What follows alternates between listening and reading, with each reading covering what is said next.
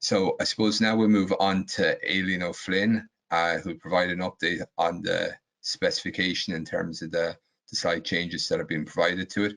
Aileen has also been key to providing our tutorial videos that I hope you found useful as well on the department system. So Aileen, I'll pass over to you to lead through this. Okay, so I can't see what I'm sharing, but does that look okay that it's showing the present? Yeah, perfect, Aileen. Okay, yeah, perfect. I might just turn on the camera to make it a bit bigger, just for some of the slides. Okay, so what I'm just going to go through is, like we had released the draft specification initially, and just I suppose to highlight any changes that like there's very few changes, but just some maybe items that we had to clarify to make things a bit more clear where there was a lot of questions on certain issues. So it was great to have that chance to update.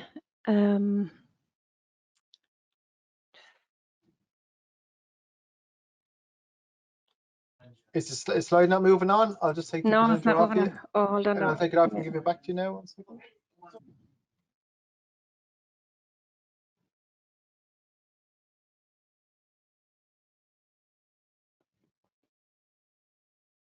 Is it moving now? Yeah. Yep. Yes, perfect. Is that okay? Yeah, perfect. Okay, so I'll just cover quickly just the acres cooperation approach and just some issues and how you deal with that on Glam. Any changes that are outlined for tier and the farm sustainability plan.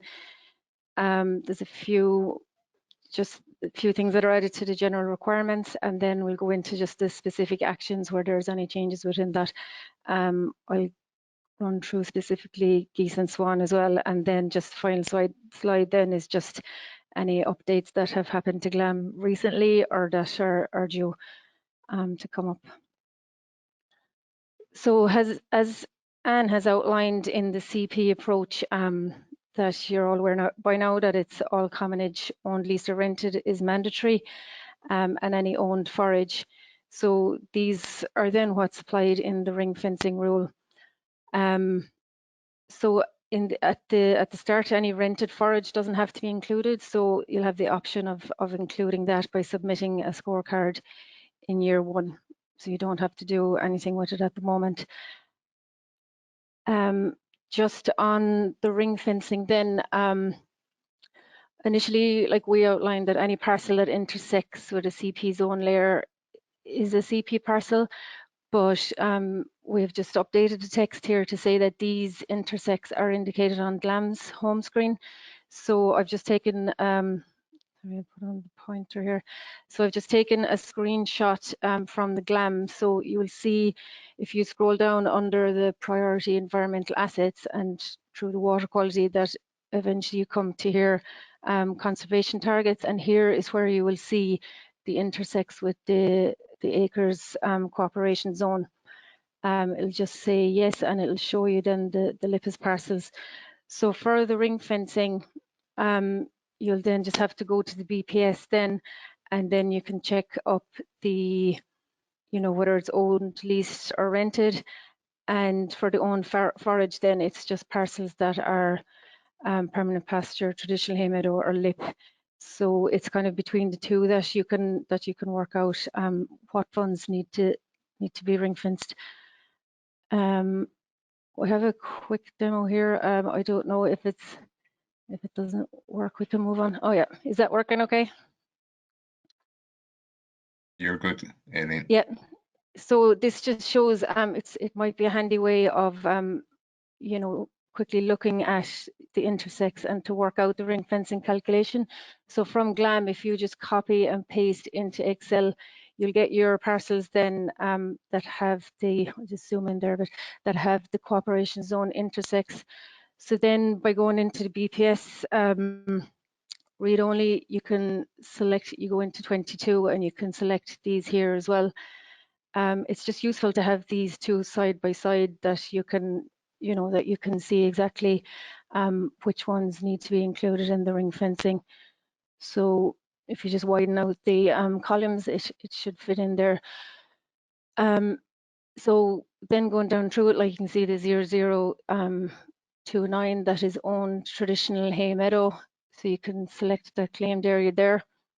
The next one, 015, you'll see that it has a MA of 0 and it's claimed as woodland. So there'll be no ring fencing that one. Then it's 31 and that is traditional hay meadow as well, 2.85. And the last one then is bog, so that's not used. So when you click into each cell and hold down control, it adds them up. So it might be just a quick way of working those out. So then just on the ring fencing, so any funds then that once you have applied this ring fencing rule, there may be monies left over that you can select general actions outside the CP zone, or you can select the general actions that are allowed within the CP zone. So it's to see really if there is any funds left over for traditional dry stone wall maintenance, low emission slurry spreading. I suppose this is just in the updated spec as well. It's just highlighted that the only action that the ring fencing rule doesn't apply to is the conservation of rare breeds. If we look at this example here, there's 53 hectares claimed in the BPS, this much commonage and 17 of owned permanent pasture. So when you do apply the ring fencing then at the 145 for all the commonage and the 300 for the owned forage, it maxes out, like it's over the 7,000. So there is no funds available for any general actions. However, this applicant can apply for conservation of rare breeds if they have them. However, the payment they will never get paid more than 7,000. So really, it is dependent on how the land scores. Just on page 7 then as well of the spec, there's just a bit more detail there on the funding that's available for acre CP participants.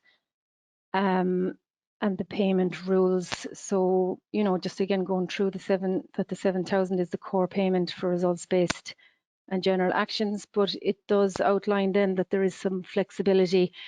You know, if they're not scoring high, that there's the ability to apply for additional MPIs in any year to help close the gap there. And also that NPIs are not limited to 1 year.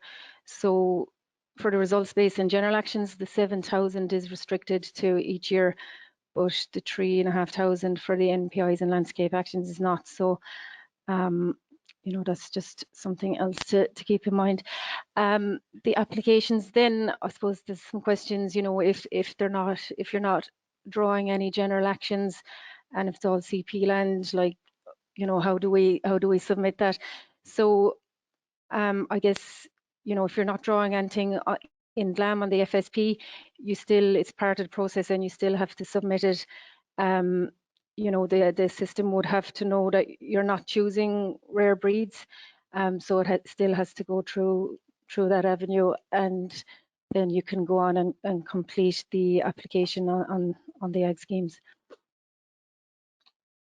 So that was the CP. There's not really much change to the tier, but I just wanted to highlight one thing on page 8 that the text for organic farmers has changed. Before it was that they had to have a license and be approved at the time of application. That's now been updated, and it's just that you're registered and approved as an organic operator by the closing date for applications under the relevant tranche of acres. So look, I suppose some applicants that are still in the process of becoming organic, that they have a bit more time than to be considered for tier 1.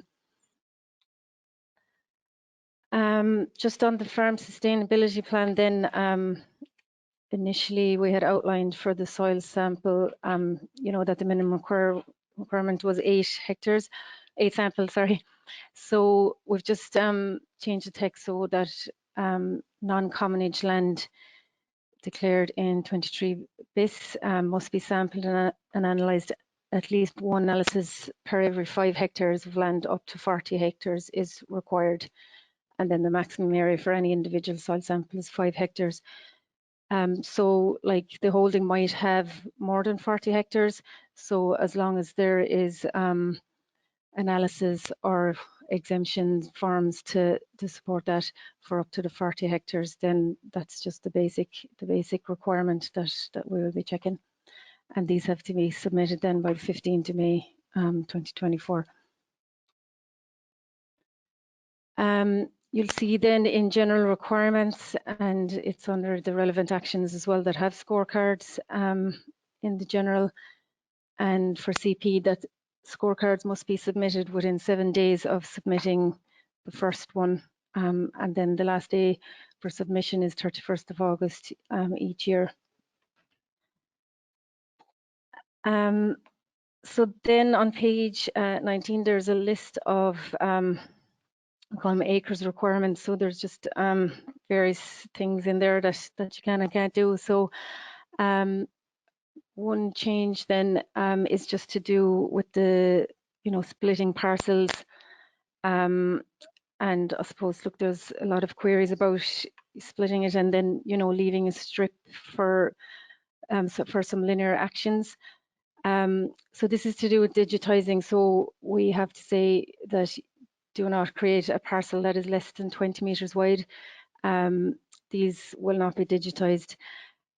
So, if there was an area action drawn and then there was a linear, like both these actions may be made ineligible, if there is these remaining parcels that are less than 20 meters wide. So just in relation to fencing as well, if you have an area action then and you're fencing those for the split parcel, that this fence can't be used as the fencing requirement then for another action, say if there was a grass margin or a hedgerow.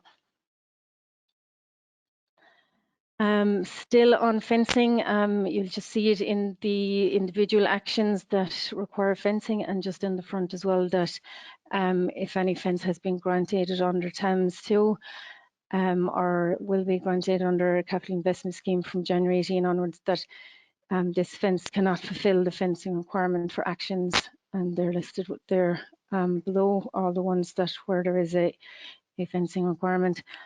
And the last point then on fencing is that the same fence cannot be used to fulfill the fencing requirement. Say if you have chosen to select 2 actions in the same parcel or location, and each action incorporates a fencing element, then in that case, each action is required to have its own fence.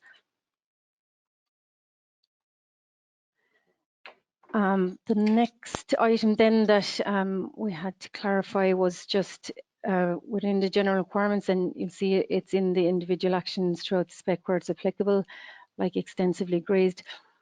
But in these area-based actions, the applicable water courses that have to be fenced off to exclude bovines when present. Initially, we had said this was the 1:5,000 OSI map, but we can now confirm that it is the Glam OSI water line and the OSI single stream line on Glam. So just a screenshot here. So this is the herd, and when you down at the very bottom, you'll see the OSI reference layer. So when you turn on the water line, this is your purple line that comes on, and then the single stream line is your kind of light yellow green line.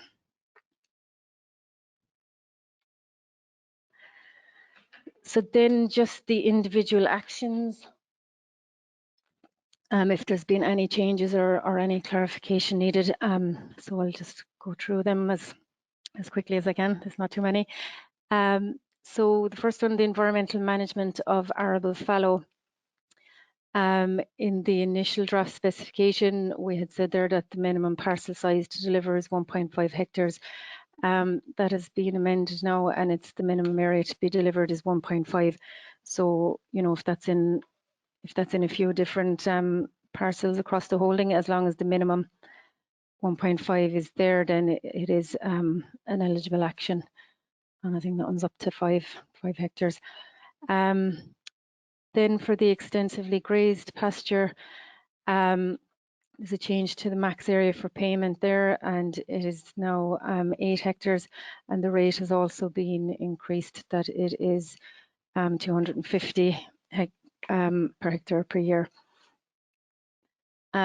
Within the requirements then, we've just removed that there had to be proof of ownership of livestock at the time of application, but there will be a prepayment check that there is evidence of livestock ownership each year for the duration of the contract. Also then we've removed the carrying out of the topping of rushes in rotation as well. Okay, Geese and Swan.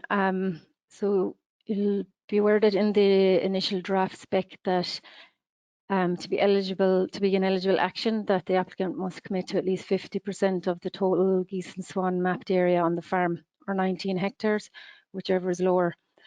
So we've added 2 points then onto this here, so that the Glam system will indicate the area that's under the Geese and Swan layer on each LIPIS parcel. And when you're calculating the 50% requirement, it is only the area of the parcel that's under grassland and arable that should be taken into account. I'll give an example in a minute, but also then where the Geese and Swans layer intersects a parcel, the entire parcel is eligible to be chosen for the action. So like say if the Geese and Swan layer just intersects one corner, you can select the full parcel then for the action. So just to look at the minimum area then for calculation, that again, this is just from when you click into the FSP and Glam, this gives under the priority environmental asset, it's showing the intersects, but it's actually also showing the area that is under the mapped layer.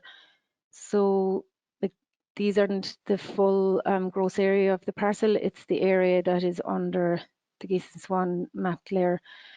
So you can click into the map then, and I'll just again give a quick example here on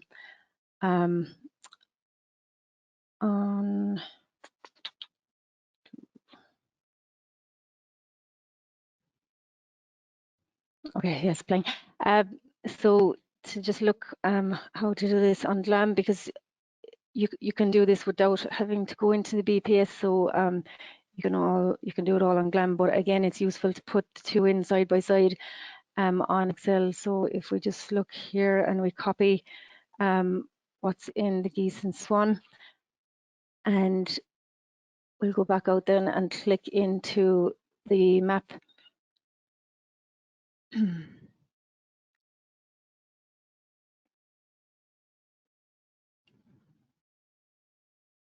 So it just opens up the map and it gives you the parcels then underneath and what they've been claimed as and the gross area.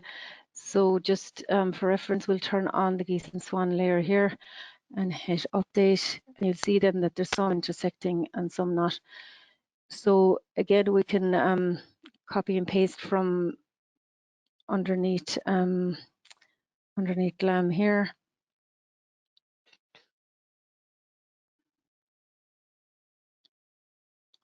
And then paste it into Excel beside where you have the area of the intersects. So there's 7 parcels with intersects and there's 9 in total. So you'll know there's 2 that don't have any intersect with the Geese and Swans layer. So we can just highlight those. So I'll just put them in red. So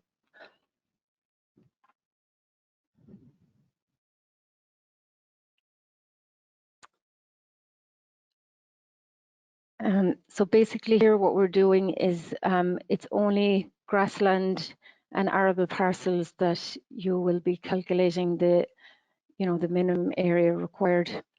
If there's parcels under farmyard or buildings or forestry, we won't be using those in the calculation.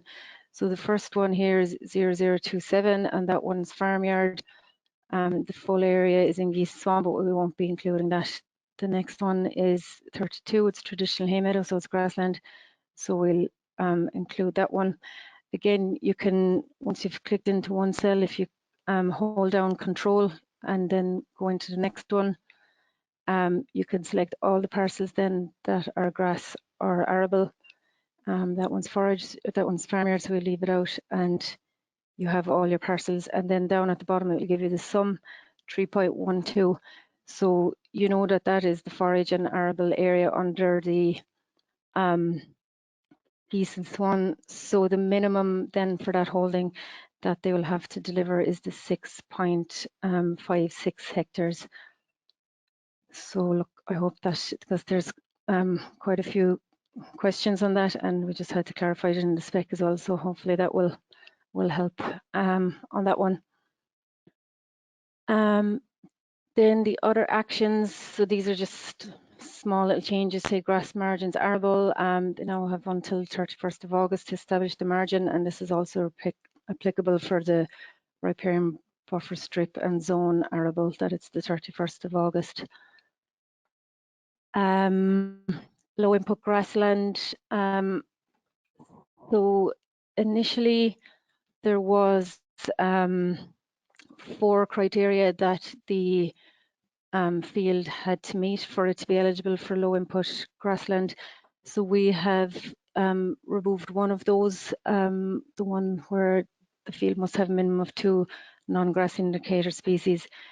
So now that has been removed. There's just the 3 requirements.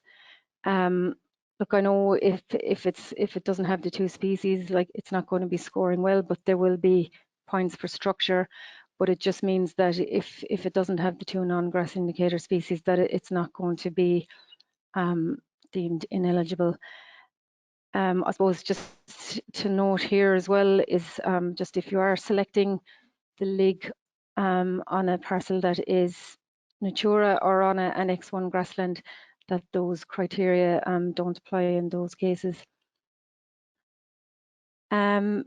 Just for there's some questions as well, just for LIG and extensively grazed, and I think it's probably going to be covered in the FAQ document. But I just said I'd highlight it here that you know, for these parcels to be entered into the action, they have to have a defined field boundary from the commencement of the contract. So either a hedgerow, drain, or watercourse, or a fence. So if there's no natural boundary in place to verify the area, then a fence will have to be erected. If these are going to be Natura parcels, then split parcels can only be created where an existing defined field boundary is already present, as erecting new fences in the Natura may be prohibited. Or else, look, it might be an option to put a larger area into the action where it is Natura, and then just get paid on the max of the action. There's a slight amendment to the scorecard then, just for the LIG. It's just, there's another section added for the structure, and it'll just tie in with the low impede, where it will allow you to give marks for if the parcel was recently cut. So by leaving wide margins, that you can still assign, you know, a decent score for the structure then. For management of intensive grassland next to a watercourse, again, it's just to confirm on that these can be selected on any parcels that are contiguous to the water line and the single stream line on Glam OSI.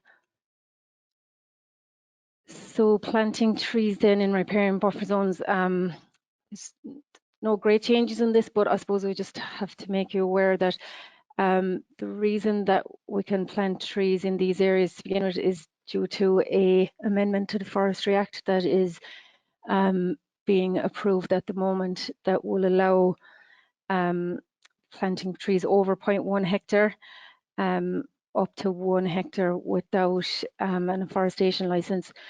So to stay in line with that, within the acre scheme, an applicant cannot plant trees in any single riparian buffer zone that is greater than 1 hectare, or else it wouldn't fall under this. And then just there is a updated list of species there as well. The same applies for the tree belt. It can never go over 1 hectare, but we've just had to state that, but it's probably not going to be an issue because the max area for payment is 0.5. There has been changes to the tree species that are on that list, and then we've had to put in a requirement as well that not more than 25% of the trees planted would be Scots pine. Again, it's in relation to this this provision. Same with the general tree planting. Just as I mentioned earlier, the fencing on the Thames, the not more than 25% Scots pine is there as well, and there is more species added to the list. Again, the max individual area can never go over the 1 hectare, but it probably won't be an issue unless the trees are very spaced out, because at the 4x4 metre spacing and the max of 300 trees, it comes to 0.48 hectares. Okay, we're nearly there. The action changes then just within riparian buffer zones, grassland and arable. So for the grassland ones, you have to erect a permanent fence to create these, and that fence must be in place by the 15th of May. And for the arable ones, then that is, as I said, it's extended to 31st of August. The riparian buffer zone area, so in relation to the digitising, this must be at least 20 metres in width. So there's one more requirement added in if you are selecting a riparian buffer strip or riparian buffer zone split parcel along an OSI water line or a water single stream line in a parcel, then bovines are not permitted to access the watercourse at other locations in that parcel. So basically, you know, you can't put up the strip or the buffer and then have the cattle drinking from the same watercourse beside it. So just if we just look at an example from the map here, so this is a field that's a high pip and it has a high flow pathway coming down here. So say for argument's sake, we have drawn a 6 metre riparian buffer strip, you know, to protect this water course here from the runoff. So that is on the purple water line, but there's also a water single stream line running down here. So in this scenario, like you can put, if it is accessible, they can put a 1.5 metre riparian buffer to fence off this.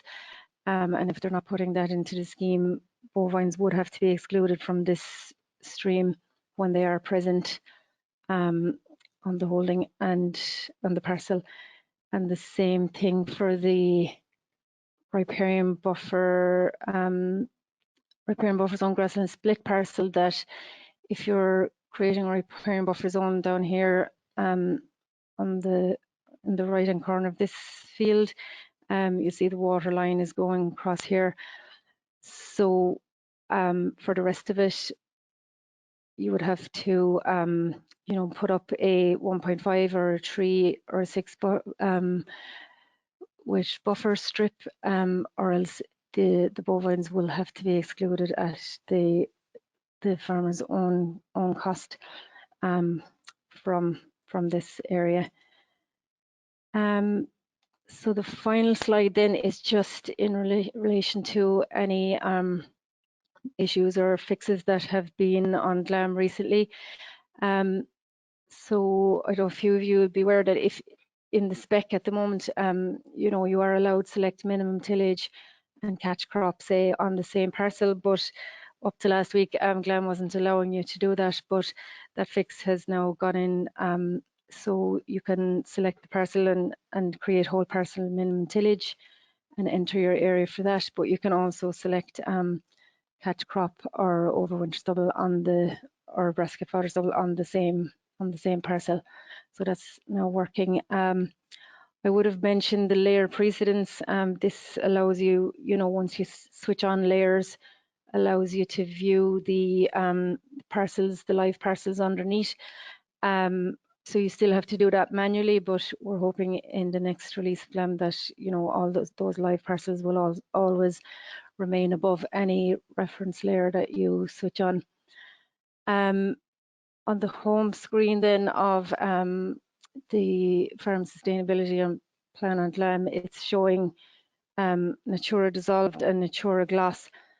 So the Natura Dissolved is the applicable area for any SACs that you can disregard the Natura Gloss, and this is going to be removed. It just hasn't been updated. So it's this one that shows all the SACs and SPAs.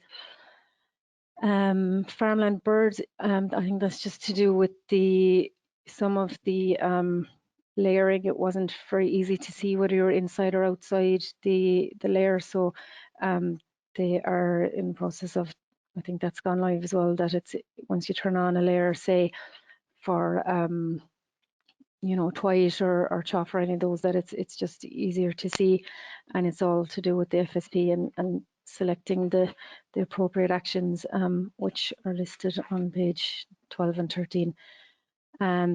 Finally, just on the PIP N, so that is being updated now, that it has the colouring that's the same as what's used on the EPA.